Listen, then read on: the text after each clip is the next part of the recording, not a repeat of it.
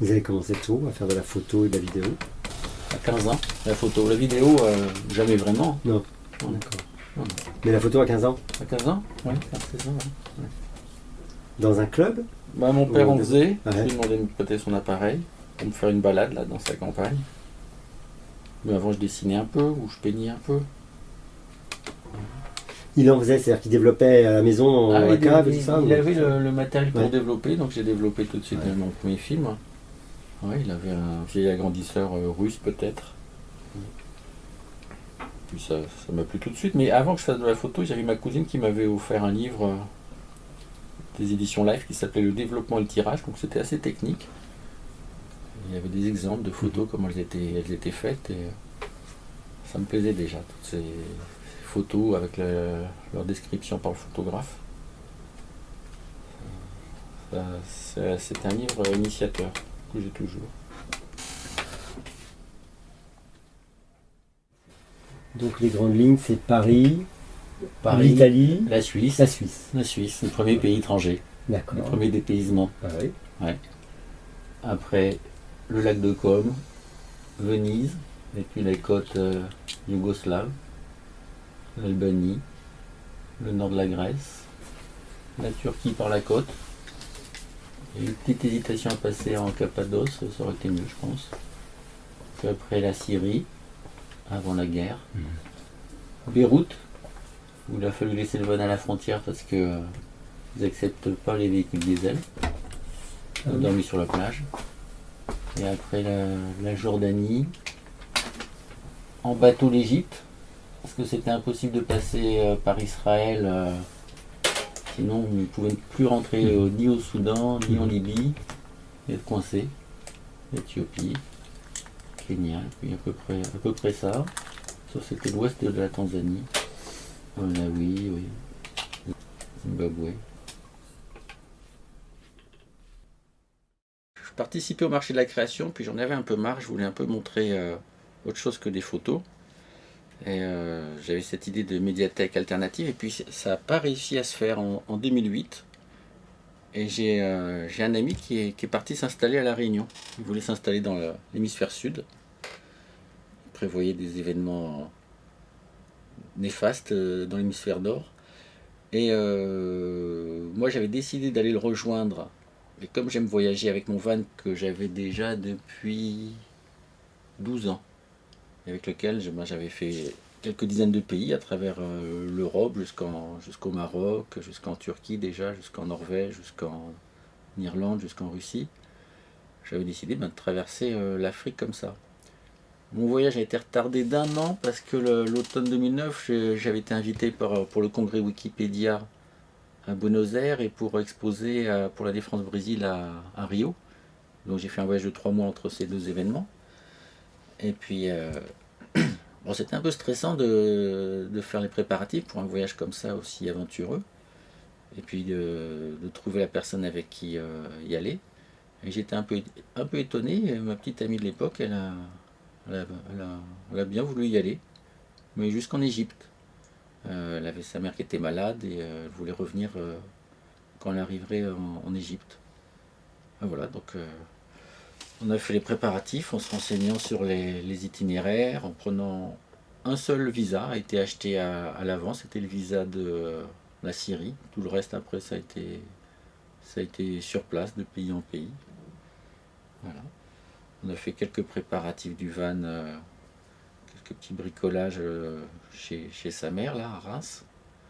Et puis on est parti début juillet. Vous partiez avec quoi? Avec quel, vous dites vous avez fait des préparatifs, l'équipement pour le van, qu'est-ce que vous avez emmené? Alors je prévoyais d'aller donc jusqu'en Afrique du Sud et à ce moment-là d'expédier le van en bateau à La Réunion pour y rester longtemps à La Réunion. J'y suis resté 6 mois, je pensais même y rester plus longtemps, mais finalement il y avait trop de choses qui me manquaient, que ce soit ma petite amie, que ce soit plein de choses parisiennes, quoi. Je me sentais plus qu'en province de la province, quoi, sur une île comme ça isolée. Et je sais pas, c'est pas un lieu qui me plaisait pour y rester très longtemps. avec ces circonstances. Ouais. Voilà. Donc au bout de 6 mois à La Réunion, je suis revenu. Voilà. Vous aviez pris de la littérature, de la musique, comme quelqu'un comme vous qui est J'avais un peu de musique sur mon téléphone. J'écoutais beaucoup David Bowie. Je me rappelle en particulier quand j'étais au Grand Zimbabwe, qui est une construction en pierre très ancienne, qui est assez étonnante, assez mystérieuse. J'écoutais certaines chansons de David Bowie, je me rappelle lesquelles. I Will Be Your Slave, enfin les chansons qui sont autour dans cet album. Et j'avais quelques livres. En regardant mon récit, j'ai retrouvé des livres, un livre sur ou contre les nouveaux philosophes, enfin des livres un peu n'importe quoi. Hein, mais il n'y a pas énormément de moments où on peut lire. Hein. C'est des étapes à la frontière, ou quand il faut passer en bateau, ou attendre son véhicule, parce que en bas de l'Égypte, par exemple, ils empêchaient de passer en voiture, fallait prendre un bateau et mettre le véhicule sur une barge. Donc après, il fallait attendre la barge. Mais ça, c'est pour des raisons en fait financières qu'ils empêchent de passer en voiture. Voilà, mais il n'y avait pas énormément de temps pour lire. Hein. Dès qu'il fait jour, on commence à se préparer, ou même on se prépare avant. Je voyais que dans mon récit, je me réveillais beaucoup la nuit. Puis à partir du moment où j'ai continué sans Fabienne, j'ai écrit un récit, et donc j'écrivais pas mal. Voilà. Après, j'ai eu la chance de faire une grande partie du voyage avec un Burundais, que 2 autres Français, un couple de Français qui faisaient le même voyage. On a dû les croiser la première fois, je pense que c'était en Syrie qu'on a dû les voir pour la première fois. On savait avant qu'ils partaient, parce que je sais pas, par Facebook ou par internet, en tout cas on s'était trouvés, et on a fait une partie du voyage ensemble. À l'ambassade de Khartoum, l'ambassade à Khartoum de l'Éthiopie, ils ont rencontré ce Burundais qui a fait une partie du voyage avec moi. Au départ, il pensait s'engager dans la Légion étrangère à Djibouti. Je l'ai dissuadé de faire des guerres pour la France, ou même pas pour la France, pour certains intérêts qui dépassent les Français. Finalement, il m'a accompagné jusqu'à Durban, où il avait un cousin. Il y a des moments où il n'a pas pu me suivre, parce qu'il y a eu des passages de frontières où c'était plus difficile pour lui que pour moi, pour rentrer en Zambie ou en Afrique du Sud. Chaque fois, il a dû passer par des voies clandestines. Et finalement, en Afrique du Sud, il a obtenu un statut de réfugié politique, parce que la situation au Burundi était pas simple. D'ailleurs, ça a été un des moments les plus difficiles, ou les plus dangereux. Et en fait, avant de partir, je me disais qu'il y avait 3 dangers. Ça pouvait être la maladie, l'accident de la route ou l'agression. Et en fait, après avoir fait le voyage, je me suis dit que le plus dangereux, c'était la route elle-même. Les pistes, la façon de conduire. En Afrique du Sud, il y a beaucoup d'accidents. Il y a des routes assez petites qui sont limitées à plus de 100 km/h, je crois, 110, alors que c'est des routes à 2 voies. Il y a eu quelques petites sorties de route, parce qu'il y a des routes en terre, des routes qui sont mal faites. Et puis, bon. Ça, c'est justement les aires de pique-nique au Zimbabwe. Des restes de l'époque coloniale. Voilà, vous avez dit bien que c'est assez agréable, ces petites. J'ai fait pas mal de photos de ces bancs, de ces tables en pierre, souvent cassées. Voilà, ça devait être aussi c'était en Namibie, tout ça. Les villes un peu vides, un peu. Donc voilà, ouais, ça c'est les phacochères qu'on trouve sur le bord de la route. Là c'est la capitale de la Namibie, Windhoek, qui est en plein milieu. J'étais arrivé à la fin du jour. Ah oui, là je me rappelle, c'était le centre-ville de Windhoek, où il y avait un marché avec je me rappelle les femmes au sein nu. Donc c'est rare de voir des capitales avec des femmes au sein nu dans leur tenue traditionnelle, quoi, pour vendre leur artisanat. Et là, c'est les sortes de township. Quand j'essaie de trouver la route vers les villes côtières.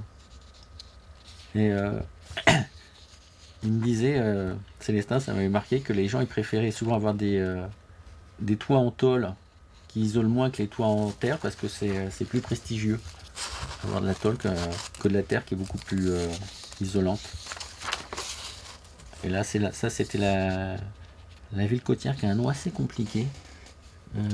C'est un nom allemand et c'était pas mal d'architecture, de vieilles et jolies maisons.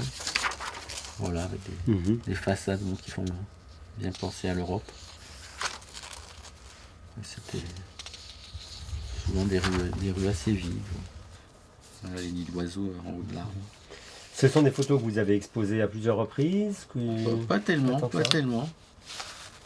Ça, c'était Solitaire, justement, le cimetière de voitures à Solitaire. Vous n'avez pas cherché à exposer ces clichés, ou vous ne faites pas cette démarche de tenter? Non, j'avais beaucoup de choses à régler une fois que je suis rentré à Paris. Welcome to Solitaire. Ouais. Et après, il y a un tel choix, j'ai toujours un peu de mal à... Là, c'est... Beaucoup de choses à régler, c'est-à-dire... Ouais, et puis j'ai beaucoup de mal aussi à choisir les photos, le travail d'édition, tout ça. Pour moi, ça passe par une interaction avec quelqu'un. Oui. Le problème, c'est que je fais de la photo, mais je fais aussi d'autres choses, l'écriture, etc. Et donc, après la post-production, je la néglige pas mal. Oui, c'est ça. Il faudrait qu'il y ait quelqu'un qui s'occupe de ça, et que vous en soyez... Je sais pas. En fait, pour moi, c'est pas les choses essentielles que je dois faire. Oui. Des choses plus importantes socialement, quoi. Là, je faisais pas mal de photos de tout ce qu'il y avait comme signe de communication sur le sida. Célestin et puis d'autres personnes à qui je parlais ne comprenaient pas pourquoi il y avait soi-disant autant de sida en Afrique. Bon, je leur ai expliqué mes idées là-dessus. Ils comprenaient assez bien. Bon, ils comprennent beaucoup plus qu'en France.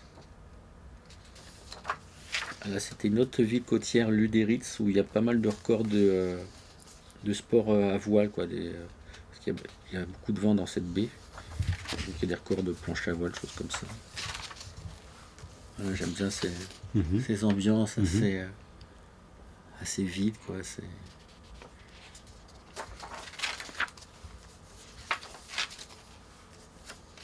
Voilà, cette architecture colorée qui peut faire penser à des pays du nord de l'Europe, qui colorent pas mal aussi les maisons.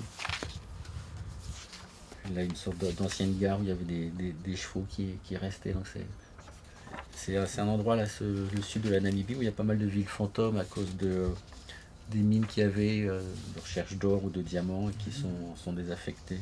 Ouais, non, je pense que c'est des ambiances à la Sergio Leone. Là. Ah oui. Okay.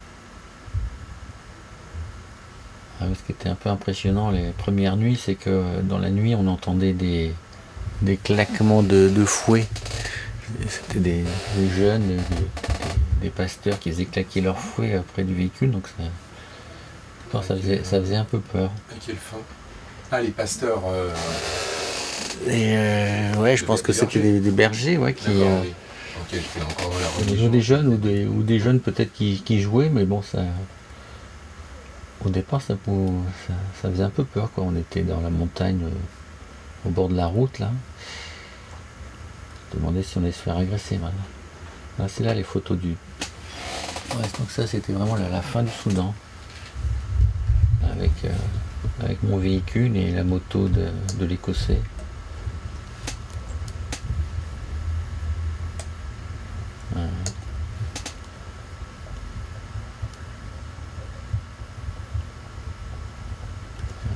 C'était le tout début de l'Afrique noire, encore en arabe au sud du Soudan.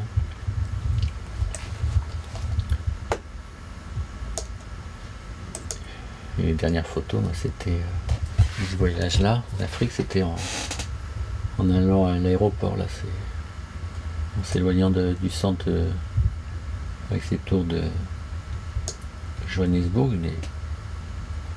villes les plus peuplées d'Afrique. Montpellier, la rue Montpellier. Et ça, c'était à Durban.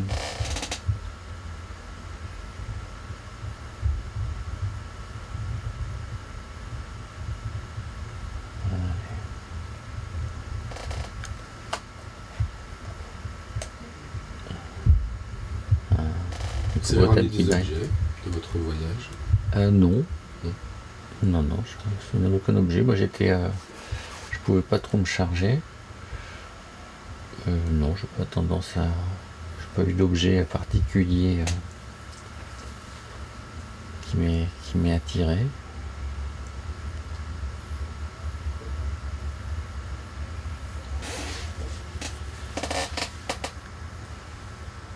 Ça, c'est encore l'Afrique du Sud, pas loin de Johannesburg. Ça, c'est le Cap. Non, c'est Johannesburg.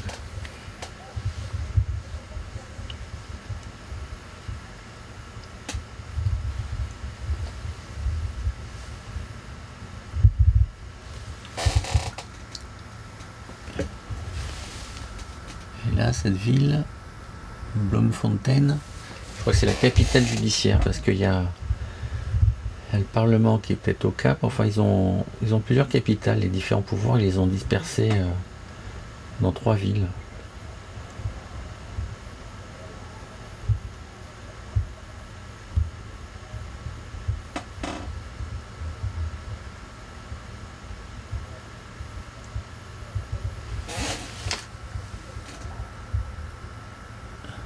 En Afrique du Sud là. Et ça c'est en Afrique du Sud.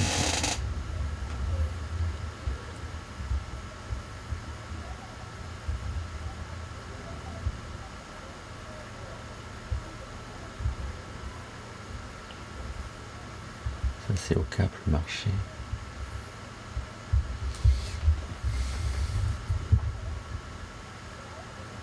Là, on voit la montagne, là c'était avant que j'arrive au Cap, on voit la montagne Table. C'est au Cap qui m'a rejoint, donc c'est les Stinks, donc j'avais plus vu depuis voilà, avant la frontière entre la Namibie et l'Afrique du Sud.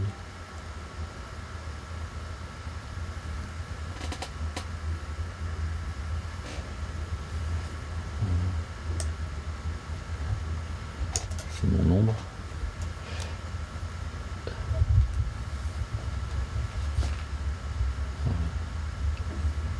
fameux chevaux.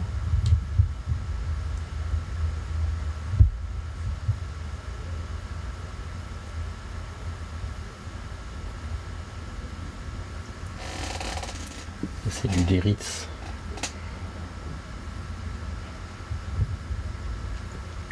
Donc le Deritz n'est relié à aucune autre ville par la côte. C'est une impasse.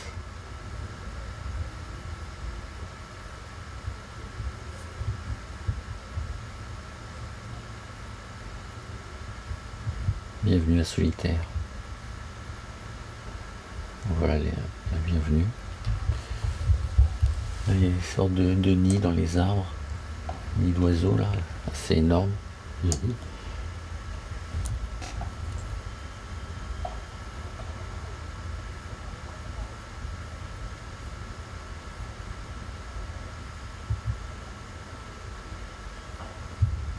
C'était une des rares fois où j'étais malade, je sais pas si ça a été l'eau.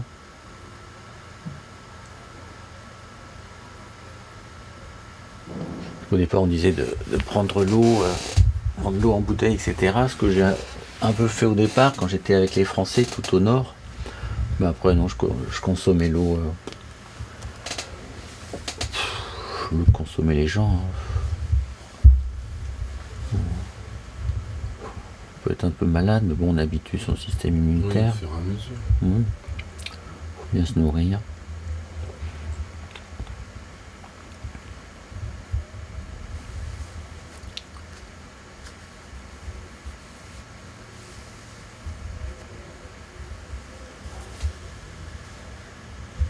Donc là, c'est la capitale de la Namibie.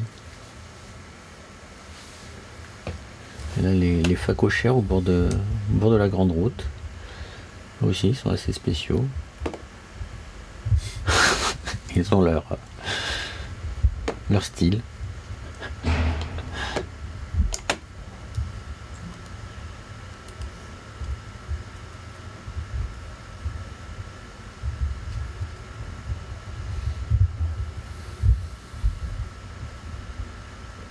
Voilà, cette colline un peu historique au Botswana.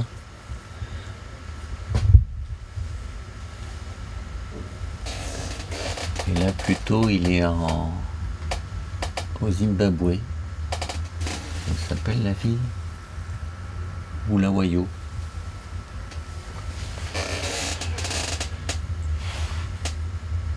La culture internationale.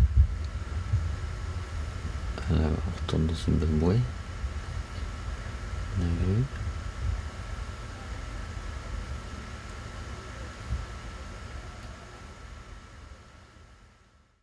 Vous disiez que le récit, vous l'aviez destiné à Fabienne. Ah bah oui, hein, parce je qu'elle l'ai commencé le jour où en fait je l'ai raccompagné à l'aéroport du Caire, et puis là à partir de ce moment-là j'ai écrit quoi. Donc déjà bon, c'est comme ça je me sentais moins seul, et puis voilà, je vais adresser ce récit. Donc l'activité, je dirais, je ne sais pas si vous l'avez artistique, c'est quand même essentiellement la photo. Oui. Aujourd'hui comme hier. Encore en ce moment, vous prenez toujours beaucoup de photos. Oui. Mais sans l'idée, je veux dire, d'en faire commerce au sens noble, pas simplement un business, mais dans un cadre d'échange ou d'exposition où ça ne serait pas forcément... Ah, je veux bien, après on peut pas tout faire, et je vais pas pousser ça. Je pousse d'autres choses, enfin j'ai d'autres choses à... Vous dites, d'une certaine façon, vous sacrifiez un petit peu. On pourrait dire, moi je suis pas agent, je suis pas agent, mais on pourrait dire ni galeriste. Donc, mais à la limite, vous sacrifieriez une carrière d'artiste par rapport à ce que vous pensez être plus important au niveau sociétal, de ce que vous pouvez changer. Vous dites, non, tant pis, je ne serai pas reconnu comme photographe parce que ça demande de se faire de la publicité, d'avoir un réseau, et je préfère sacrifier ça alors que peut-être qu'il y a un potentiel, parce que j'ai peut-être un espoir de changer la société. C'est vraiment ça votre j'avais philosophie, entre guillemets. Déjà, il y a la philosophie, justement. Donc, je fais un travail de création philosophique, de recherche, qui me passionne. Et ça me passionnera toujours plus que d'essayer de montrer mes photos. Si j'avais que la photographie comme passion, comme certains ont, ça aurait été plus facile de m'occuper de l'autre partie de la photographie qui est moins passionnante, enfin, en tout cas pour moi. Mais là, j'ai trop de choses à faire. Donc c'est vrai que j'étais pas mal marqué par cette histoire de la photographe Viviane Meyer, qui en fait montrait pratiquement jamais ses photos, mais pour elle ça allait encore plus loin, c'est qu'elle développait même plus ses négatifs. Ça, j'étais pas arrivé à ce point-là de même jamais les voir, quoi. En plus, des fois ça peut poser des problèmes, parce qu'on peut avoir des problèmes techniques qui font qu'il n'y a pas de photos. Ça m'est arrivé lors d'un voyage en Angleterre où j'avais un appareil en fait qui prenait pas les photos, donc 1000 photos qui n'ont pas été prises. Et c'est pour ça aussi que j'aime le numérique, où on peut voir ce qu'on a, on peut le copier, faire des sauvegardes. Mais Viviane Meyer, enfin, j'ai vu le documentaire à sa sortie, mais c'est pas parce qu'elle avait d'autres choses à faire. Enfin, c'est peut-être à la limite, je ne sais pas si c'est un truc d'habitus, mais c'est parce qu'une femme photographe, où elle pouvait pas, où il n'y avait pas cette place, où elle n'a pas imaginé, où on lui a pas dit, est-ce qu'on lui a, je vais pas oublier, finalement... Dans son cas, je crois qu'il y avait un aspect de liberté. Elle a choisi son métier, parce que c'est un métier où donc elle s'occupait des enfants, parce qu'elle trouvait qu'elle avait beaucoup de liberté. Elle pouvait se balader, elle n'avait pas trop de contraintes, pas trop de patrons, enfin voilà.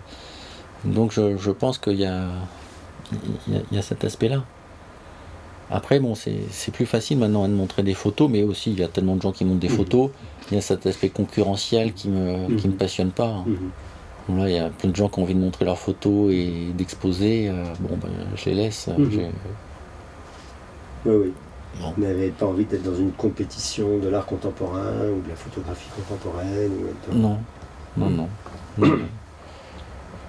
donc les photos, j'essaie j'essaie de les garder.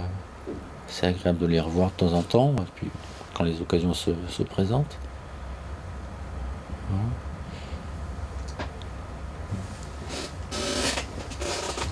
Et donc, à La Réunion, votre chemin, votre voyage est terminé. Ouais. Vous restez chez votre copain lui, il s'est installé là. Il est toujours là-bas. Il est toujours là-bas. Il y a une sorte d'apocalypse sociale ici, ou en tout cas, quelque chose qu'il n'avait pas envie de voir ici au niveau sociétal. Et vous restez là-bas 6 mois. Et puis vous disiez, ça me manque. Après, il y a une des raisons pour lesquelles je voulais le rejoindre, c'est que c'est quelqu'un que je connais depuis 1991, que j'ai rencontré à l'année où René Girard était en France. Il a été après l'élève de René Girard à Stanford. Et c'est un chercheur, c'est un scientifique, et voilà, c'est quelqu'un qui est très intelligent, pour moi-même génial dans ce qu'il a découvert sur la psychologie, sur l'imitation, la psychose, l'autisme. Et donc c'était aussi un aspect d'émulation pour faire des choses où là ça stagnait un petit peu, ce que j'avais comme environnement à ce moment-là à Paris. Et il se trouve que en décembre, quand je suis arrivé, il m'hébergeait chez lui, c'était à Petite-Île, c'était sur la colline, il faisait assez frais, c'était assez nuageux, c'était à peut-être 500 mètres d'altitude, on voyait la mer, enfin c'était assez grave. Après il a déménagé à Saint-Pierre, au bord de l'océan, là où il faisait beaucoup plus chaud, pour moi le climat était un peu pénible.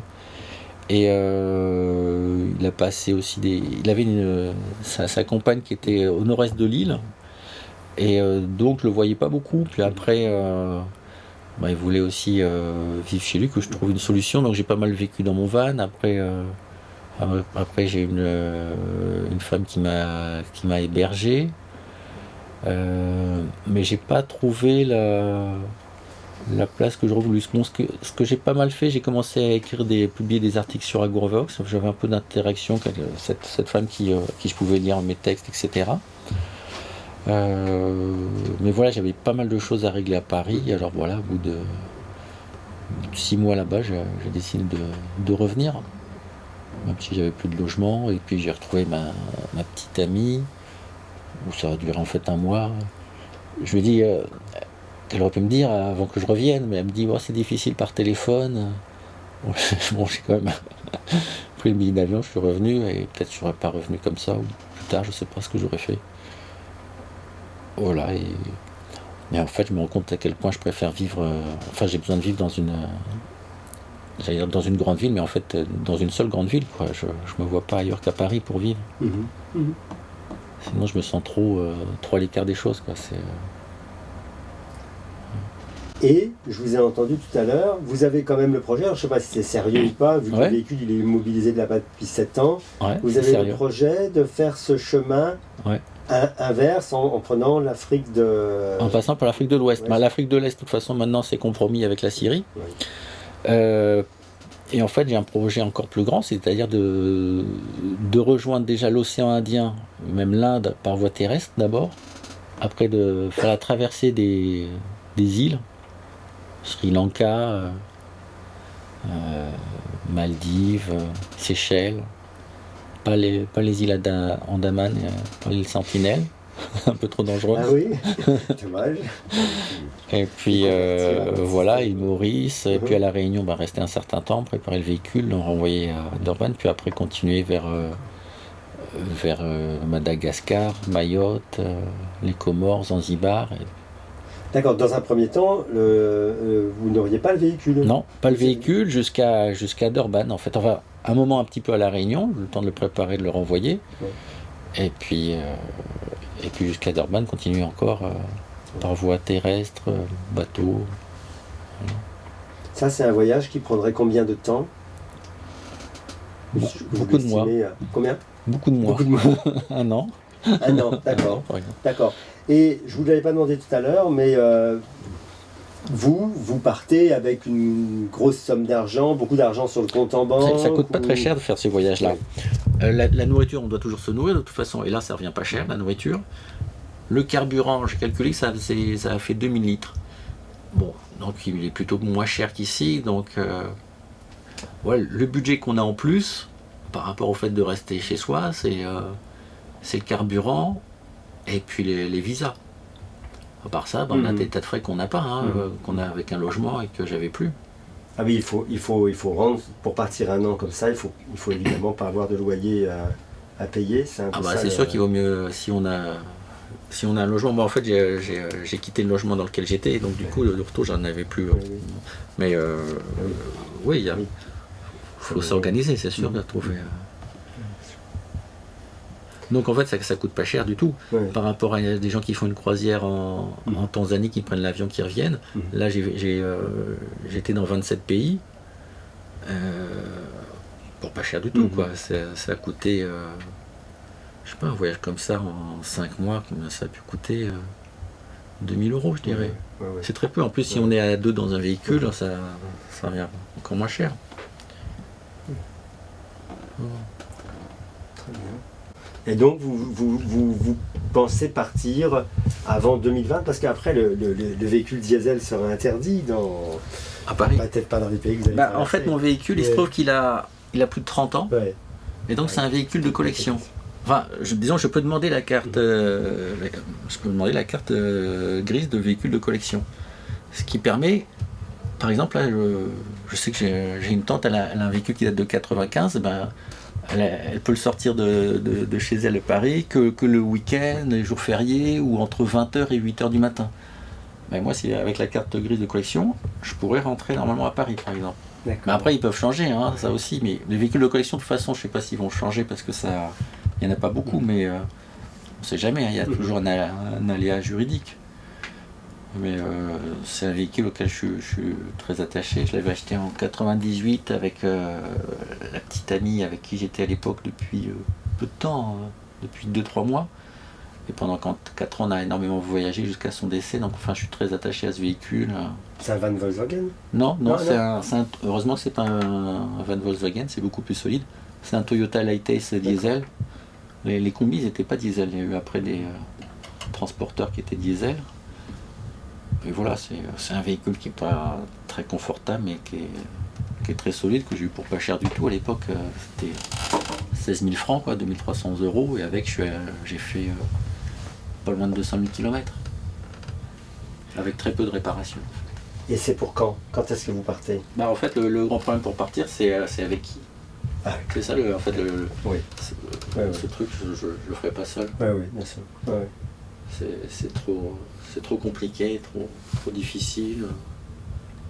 C'est un peu difficile pour moi de voyager tout seul, surtout quand après qu'on a le véhicule. Donc, quand je serai quelqu'un de motivé, donc ça peut ne jamais arriver aussi, ou ça peut. Oui, non, il faut trouver un coéquipier. C'est très rare, hein, les gens qui peuvent faire ça, ou qui ont le courage ou le désir de le faire. Il y en a très peu. Bruno, tu as du temps libre en 2022 ?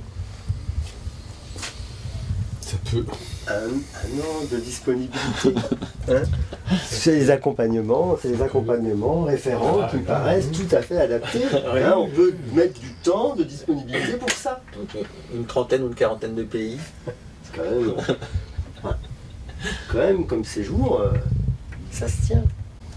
J'aime bien ces voyages où en fait on est toujours on voit la continuité des choses, plutôt que l'avion c'est une sorte de téléportation, où on se retrouve sur les sites touristiques. Là on voit le dégradé avec les passages de frontières, les moments où ça change. Quand on traverse le Soudan, le moment où on voit une population noire, enfin c'est encore au Soudan où l'herbe apparaît. Après ça devient tout vert avec l'Éthiopie, puis ça redevient le désert au nord du Kenya. On voit tout ce dégradé, toute cette évolution. Les religions qui changent.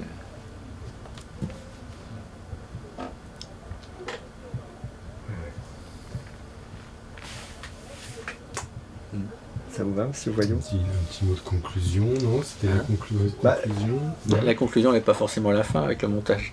On peut toujours l'utiliser. Ça on peut le dire. La conclusion est toujours. On peut le mettre ça. C'est vrai. La conclusion n'est pas toujours la fin avec le montage. Oui.